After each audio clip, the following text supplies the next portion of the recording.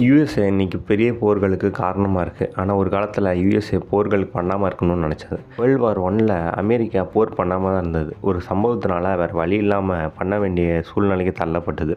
Germany ஒரு கப்பலை அழிச்சாங்க. அது ஒரு பிரிட்டிஷ் கப்பல். அதில் சில பேர் அமெரிக்கர்களாக வந்தாங்க அப்படின்னு சொல்கிறாங்க. அதனால் யுஎஸ்ஏ வேறு வழி இல்லாமல் போருக்குள்ளே வந்தது.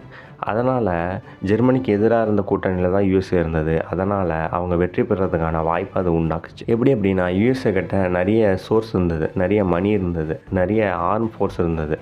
அது மட்டும் இல்லாமல் அவங்கள்ட்ட டெக்னாலஜி இருந்தது. இதனால் அவங்களோட கூட்டணியோட பவர் அதிகமாச்சு. இந்த மாதிரி இருந்தது தான் யுஎஸ்ஏ. அந்த கப்பல் அழிச்ச சம்பவம் நடந்தது ஏப்ரல் 6, 1917.